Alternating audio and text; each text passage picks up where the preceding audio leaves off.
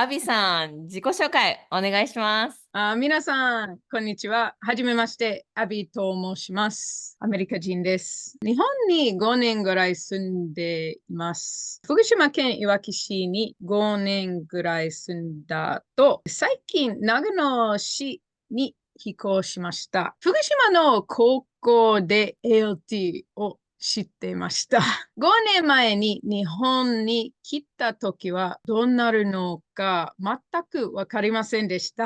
今年は日本語の勉強をとっても頑張りうん。ました。ああ、素晴らしい。9ヶ月前は赤ちゃんみたいに何もできなかったけど、今は自分のことを自分でできるようになったきました。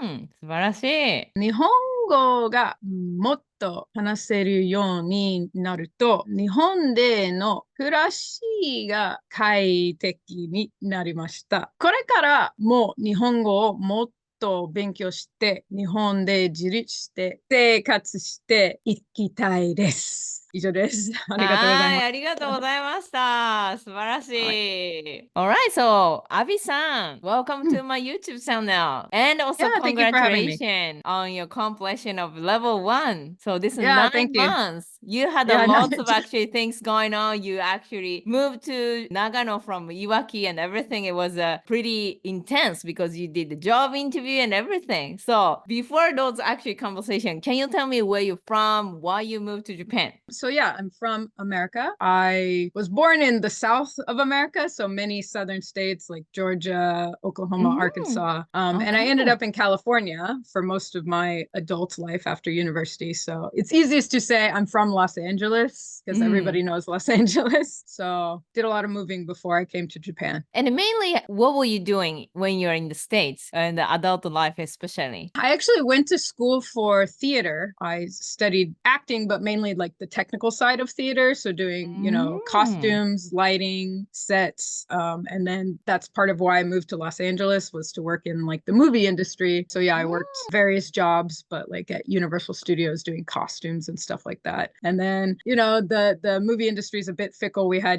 some like writer strikes and things like that. So I actually kind of Mm. fell into doing insurance.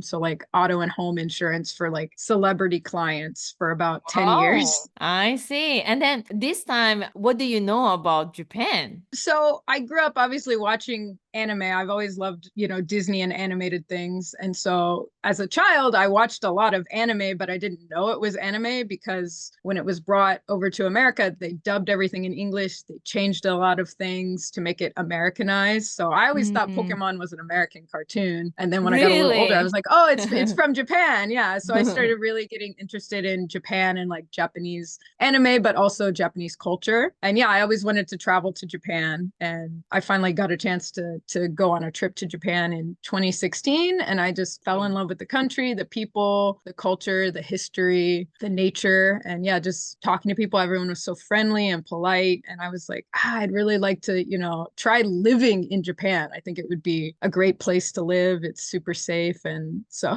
I started to get the idea of like, how could I try and live here? Did some research on, how to move to Japan. And most things on the internet were saying, oh, you be an English teacher.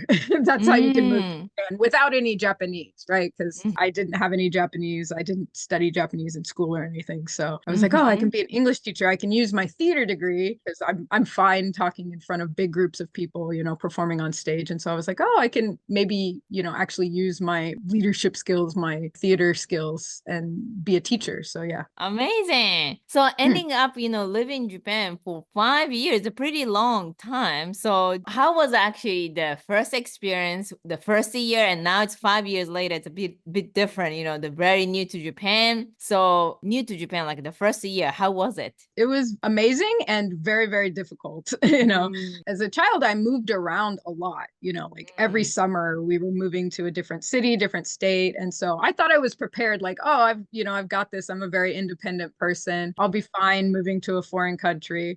And like, yes, in a lot of aspects, I tend to do things on my own, but Mm. when you don't have the language is when it's really, really difficult because you're a baby, Mm. akachan. I was really back to being a baby. So yeah, it was very like, crazy because it's like I'm an adult. I've been an adult for a very long time. And like, as far as like my job went, like obviously I was mainly treated like an adult. But yeah, when you go out just trying to go to the kombini or going to the grocery store and just trying to buy food, it's like being a child, Yeah, in an true. adult body. Because yeah, you literally can't communicate. You can't ask for basic things. Mm. Yeah, so it was very, very difficult. So, like Abbie-san, in 2024, still like language learning, it's pretty difficult. So, can you like Mm-mm. a little bit explain, like, so this is a 5 years experience. Of course, you wish you could really learn like this, but it's the reality is pretty difficult. Even the Japanese people are whole time struggling. You teach the English, you see that a lot of children can't speak English, right? Yeah, my students could not speak any English. They were high schoolers and they could barely answer good morning and like they could barely answer like what's your favorite, nani nani. And I was in the same boat basically. Like I completely empathized with them because the way that the Japanese like system for teaching English is just grammar, vocabulary, and memorization. It's Yeah. very little output. So yes, they could be tested on like high level grammar, like high school level grammar in English, but they could not speak to me at all. They couldn't understand anything I was saying. And that was kind of the same way I felt. It's like, yeah, I've gone through all these textbooks. I understand the basics of grammar. I have a lot of vocabulary in my head.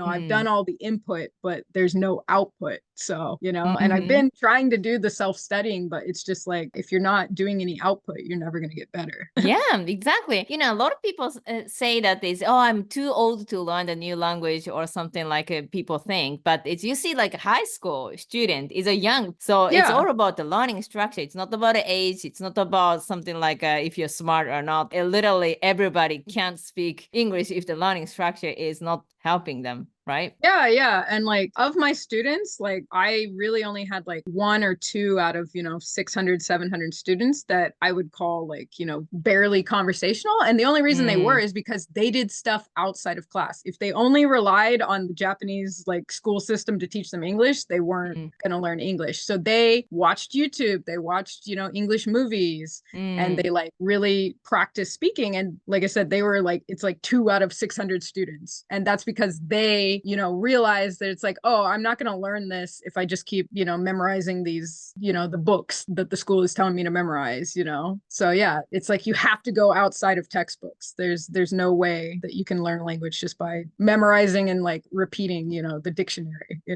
Yeah. Maybe there's like, a rare one in a million person that can do that, but I would say for most people, like you have to practice speaking and listening to a language, do the output. Yeah. So one last request. So let's Hmm. say in 2024, a lot of people are working as a ALT in Japan, Yep. but I think as a ALT, you see that this most of the ALT doesn't speak Japanese fluently, and also lots of people are coming as a ALT from the States too, or there are some people are planning. And what they start is usually what I've been hearing is Duolingo or just Hmm. textbook study, but they're not really seeing the progress in speaking. So by experience, 5 years with your real experience, boss, like a textbook learning, and now Japan Language Factory. So what is going to be the advice to them to really make a progress? So, Duolingo textbooks, all those things, like a lot of it is really just focused on like sound bites, like one sentence. But that's not how you talk to people. People don't just say one sentence and then stop. They're going to keep going. And so it's like you're never going to make progress with actually having a conversation if you're just learning, like listening to one little sentence,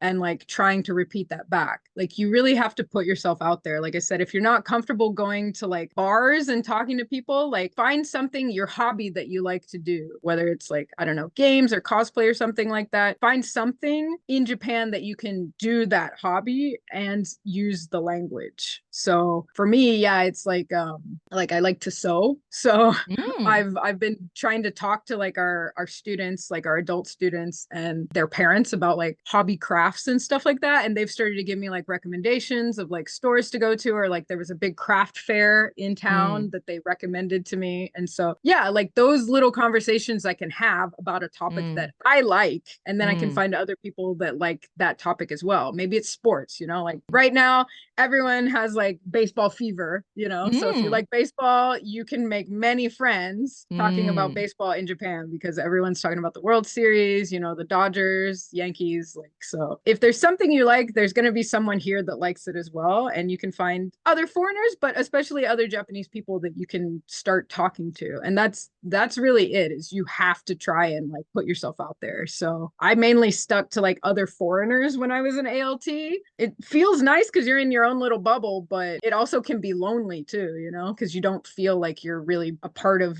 society, you know. So it's like Mm. you really have to kind of put yourself out there and kind of go outside your comfort zone, which, like I said, I'm a pretty extroverted person, you know, just from like my theater training and stuff like that. But when I'm by myself, I get really shy and really nervous, Mm. you know. And so yeah, I've really had to like push myself past that and just be like, okay, well, I want to talk to somebody about this topic. So gambarimasu, you know. So that Yeah. would be my advice, is like it's always going to be difficult. You're always going to make mistakes, but like find something that you want to talk about, learn those phrases to talk about that hobby or that thing that you like, and then try talking to people about it. And yeah, try finding hobby groups and things you can join in on, because that's how you're going to improve, is like literally by talking to other people about something you like. You're going to learn phrases and they'll be willing to teach you because you have camaraderie. So yeah. Amazing. All right. So Yeah. Abitan, thank you so much. And Yeah, you're also welcome. congratulations on this completion. It's now almost the end Uh, of this 2024. It's the biggest change and it's the biggest accomplishment. yeah, yeah. Thank you. So, おかげさまで。ありがとうございました。ありがとうございました。はい。Thank you so much.